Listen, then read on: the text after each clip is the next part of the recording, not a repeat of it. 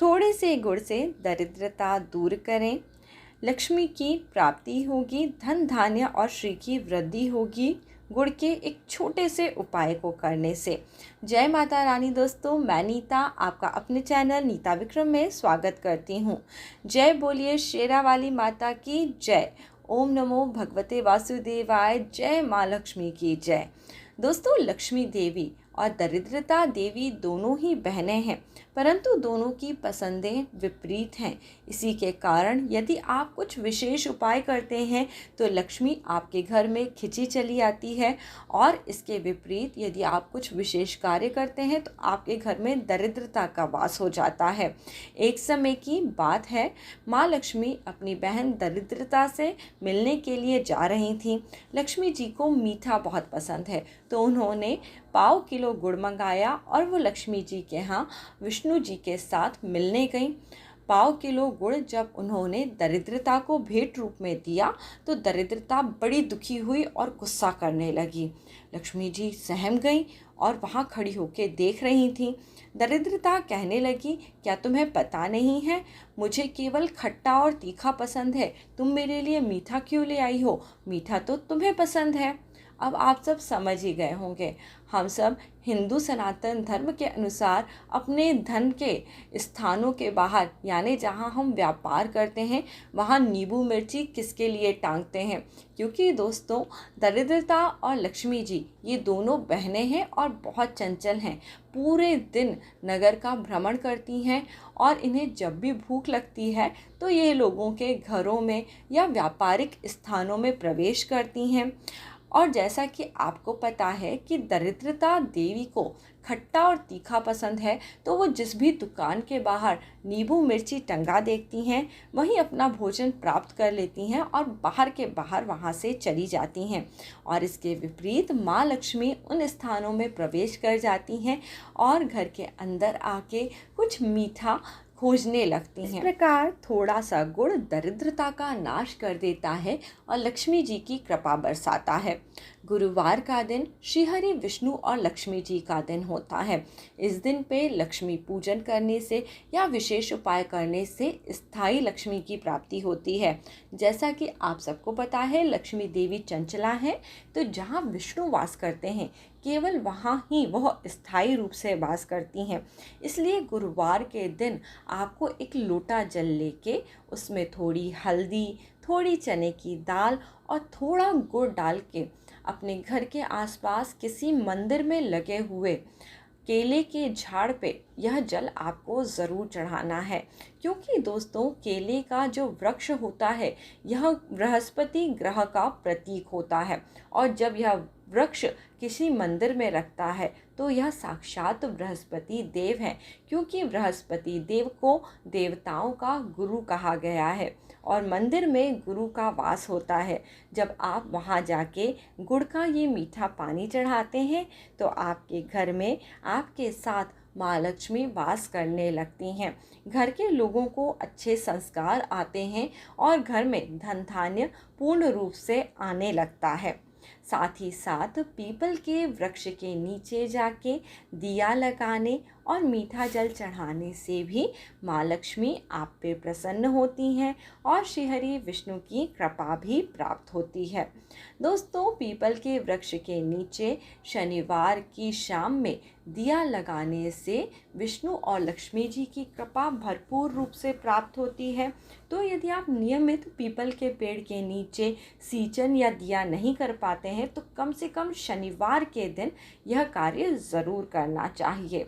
दोस्तों, गुरुवार के दिन गुड़ के और भी कई अचूक उपाय हैं जो आपको ज़रूर करने चाहिए। आपको गुरुवार के दिन पे जो है गुड़ लेना चाहिए थोड़ा सा, और उसे भगवान को पूजा में अर्पित करना चाहिए।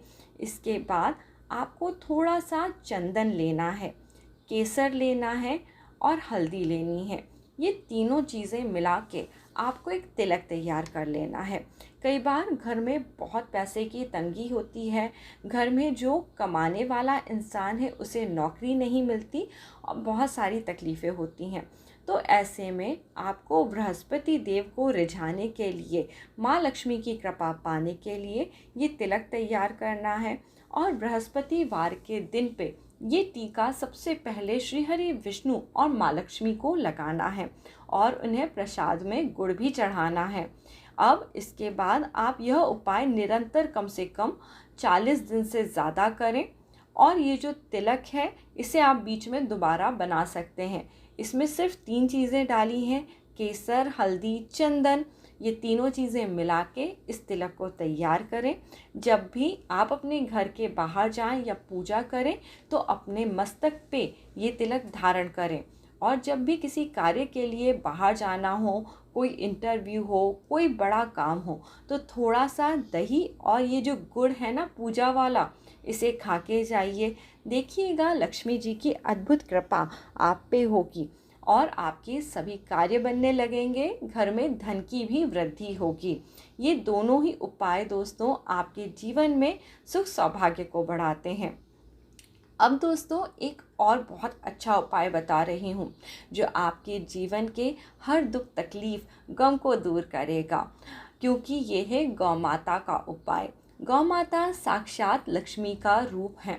गौ माता पे 33 कोटि देवी देवता वास करते हैं। आपको गुरुवार के दिन ताज़ा आटा लेना चाहिए, उसको लगाना चाहिए यानी पानी से गूंथना चाहिए और उससे रोटी बनानी चाहिए। आजकल कई घरों में बासे आटे से रोटी बनाने का प्रचलन है, परंतु जब भी हम कोई धन से संबंधित उपाय करते हैं तो उसमें हमेशा ताज़ा आटा लेते हैं। दोस्तों आटे से रोटी बनाते हैं तो इससे आपके जीवन की बड़ी दिक्कतें दूर होती हैं। और पहली रोटी को गौ माता के लिए ज़रूर निकालें और इसमें थोड़ा गुड़ रख के गुरुवार के दिन पे गौ माता को खिलाएंगे तो शनि, राहु, केतु जैसे ग्रह कभी जीवन में आपको परेशान नहीं करेंगे। आपके जीवन के कलेश देखिएगा शांत हो जाएंगे, क्योंकि जिसके घर से गौ माता आके रोटी ले जाती है वो उसके घर के सभी तरह के पापों को ले जाती हैं और उसके जीवन में पुण्य आ जाता है। पर दोस्तों दुख की बात यह है कि इस कलयुग में हम इस बात पे विश्वास नहीं कर पाते। हमें ये लगता है आज अगर हम कर्म करें, यानी अगर आज रोटी खिलाई है गौ माता को तो कल ही हमें उसका रिजल्ट मिल जाए। परंतु हम जब बुरे कर्म लंबे समय तक करते हैं और उनके रिजल्ट हमें मिलते हैं तो हम अच्छे कर्म लंबे समय तक करके उनके परिणामों का इंतज़ार क्यों नहीं करते। आप भी दोस्तों ये इन आदतों को नियमित रूप से करेंगे तो देखिएगा लक्ष्मी और विष्णु जी की अद्भुत कृपा प्राप्त होगी।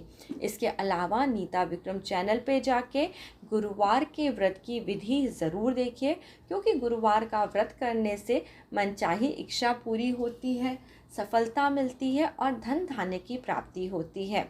और एक बात का ध्यान ज़रूर रखिएगा, मैंने वीडियो में बहुत बार बताया है कि गुरुवार के व्रत करने पर जब भी आप व्रत करें इस बात का ध्यान रखें कि कुछ खट्टा मत खाएं, जैसे कि नींबू पानी नहीं पीना है, खट्टे फलों को नहीं खाना है, क्योंकि आपको पता है ना खट्टा केवल दरिद्रता को पसंद है। इसलिए यदि गुरुवार का व्रत रखते हैं तो कोई भी खट्टी चीज़ मत खाइए और मिर्ची भी मत खाइए, क्योंकि खट्टा और तीखा खाने से आपके व्रत का प्रभाव खत्म हो जाता है।